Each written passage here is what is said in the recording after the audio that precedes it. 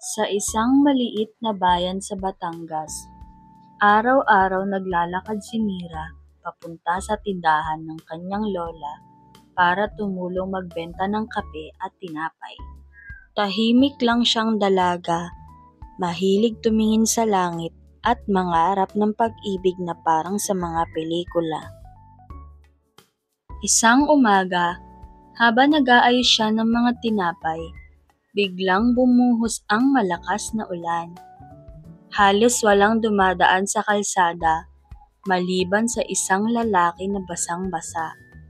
Nakatayo sa tapat ng tindahan at may hawak na gitara.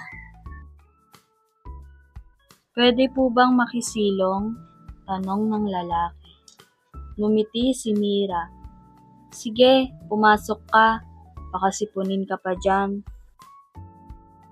Doon nagsimula ang kanilang pagkakakilala. Ang pangalan ng lalaki ay Eli, isang musikero na naglalakbay sa iba't ibang bayan para tumugtog sa mga piyesta. Habang hinihintay nilang tumila ang ulan, tinugtog ni Eli ang gitara niya at kinantahan si Mira ng kantang siya mismo ang sumulat. Habang umaawit siya, napansin ni Mira ang paraan ng pagtitig ni Eli.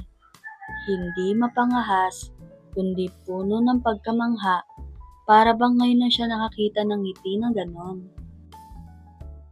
Lumipas ang mga linggo, halos araw-araw nang dumadalaw si Eli. Nagdadala ng bagong kanta at tinapay na binili pa sa ibang bayan. Hindi nila kailangan magsabi ng mahal kita. Sapat na ang mga ngiti, ang pagtulong ni Eli sa tindahan, at ang pag-awit niya tuwing hapon. Pero dumating ang araw na kailangan nang umalis ni Eli para sa susunod niyang tugtugan sa Maynila.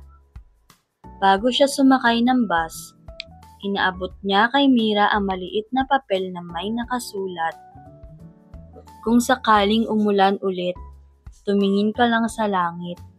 Baka sabay tayong tinitingnan iyon." Umalis si Eli at si Mira ay naiwan sa tindahan.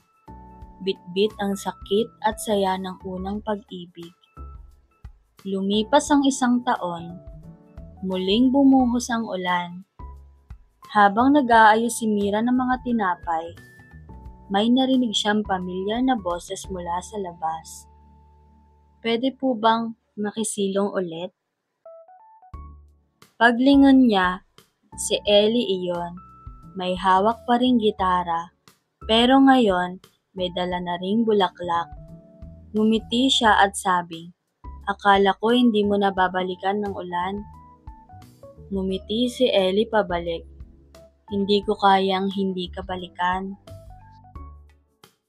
Aral ng kwento: ang tunay na pag-ibig ay hindi nasusukat sa oras o distansya. Kung nakatadhana, babalik at babalik sa tamang panahon.